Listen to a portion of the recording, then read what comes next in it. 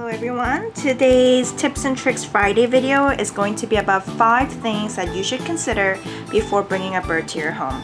There are a few different ways you can bring a bird home. You can adopt a bird from a sanctuary or some kind of rescue center. You can get a bird from a breeder, and that's usually called an aviary. And if you're gonna do that, we always recommend that you bring your bird, bring your bird from, bring your bird from a reputable breeder, because you definitely want to bring a healthy bird home without any diseases or genetic issues. Or you can inherit it from a person. So these are just one of the few ways where you can get a bird. And here's Happy right now being very active as usual. And the first thing that we're gonna talk about is space. I was actually very puzzled the other day because I went into a pet store in a different city just to get some pet supplies, and they had this pamphlet saying 5 or 10 reasons why birds make good pets. And one of the reasons it said is because birds take very little space, and pretty much nothing can be further from the truth. Happy here is a green cheek conure. She's a yellow-sided green cheek conure, and she's a tiny little bird. Mark, can you pick her up so people can see how tiny she is? Yep, so that's a man's hand, and that's Happy, and she's a tiny little girl. Well, just for Happy, we have her sleep cage over here. The main reason being she does not sleep very well in her day cage, which is much bigger, and she just sleeps much better in this little one. Also, when she was a baby, we had an issue with her falling from her perch while she was sleeping. So this is another reason why we keep all our birds in their sleep cages when they sleep, just so they don't injure themselves because something frightens them during the night or anything like that, because that does happen with some birds. And because we have special needs birds at our home, we have sleep cages for them all separately. So that's one. And then the other thing over here is their play area over here, which we just move around with us around the house. If we're gonna sit at a couch or anywhere like that, we just take this with us. And that over there is her day cage with a play top area. And no, that's not done. And over here, you have her eating perch, which is actually this one. The taller one are for the larger birds. And at our office, there's also a large bird gym, and we also have a smaller one for Happy or Lemon sometimes. And we also have another cage that's for a medium-sized bird down at our office as well. So no, birds do not take little space. They need a lot of space, especially if you have other birds at your home and you're thinking of bringing another bird. You will have to do something called a quarantine, which is where you separate the bird from the other birds, and you ideally want to do that in a different room. So that means you need a large room where you can separate the bird from the other birds that will fit a cage and everything else that the bird needs.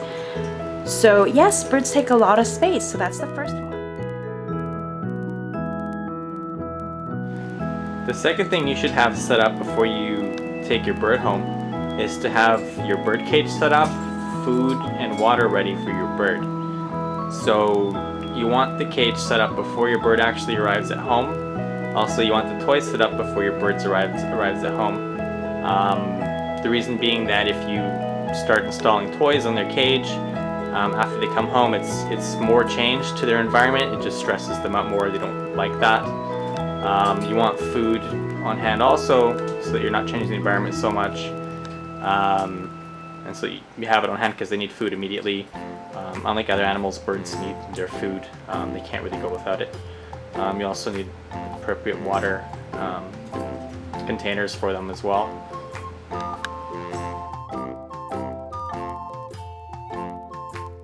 Hey baby girl. And the third thing is finances. Yes, talking about money, super awkward. But the truth is, bird care is very expensive, and it's not because the food is expensive, although their food, the pellets, are expensive.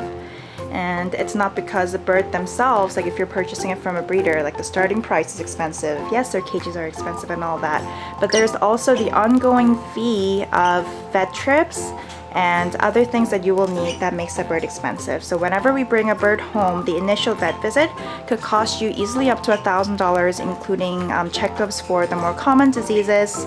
If you have any baby birds at your home or planning to, then there's going to be a specific set of diseases that they need to check as well. If you're bringing home a rescue bird, they're going to want to run some blood tests for calcium levels, anemia, to make sure that you can provide the adequate needs, especially to match their nutritional needs in case they have any special conditions. And this is why I have Bella here. So Bella is our rescue bird, probably coming from the most extreme circumstances. So she was from an abusive home, but not only that, she was not properly taken care of. So she came to us with anemia, with several different nutritional deficiencies, and we don't really know what breeder she came from or the previous owner had her from. She has a band, but it doesn't really read like other normal bands should, and our vet or us could not place what the band says. And she came with a flipped toe, as you can see over here. Hi, honey.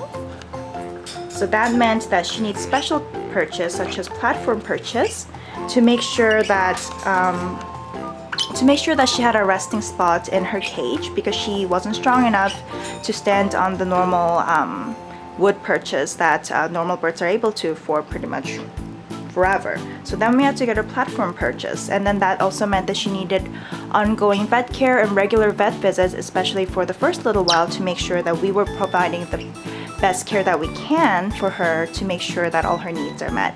So for I'm gonna talk about this more in the next segment, but for birds, the ongoing price of course the vet visits, their food, their cage, their toys are very expensive. Our birds go through a box of toys per month, and the bigger toys cost anywhere from $15 to $25. The smaller toys for our little birds cost anywhere from $7 to $20. So you can kind of imagine the cost starting to build up, right? So yes, they are expensive, so it's really important to make sure that you do your research and make sure that your finances are okay for you to take care of this bird and provide the care that it needs.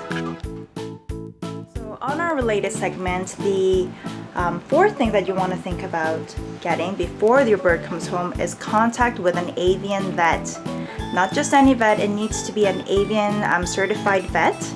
And that is because the set of tools, the medical tools that an avian board certified vet would have is very different from what a regular vet would have, and also their training would be very different as well.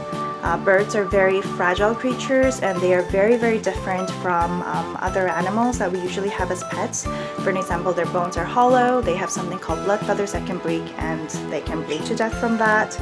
And the kind of organ failures and diseases that they're prone to are very different from what we see from our other pets.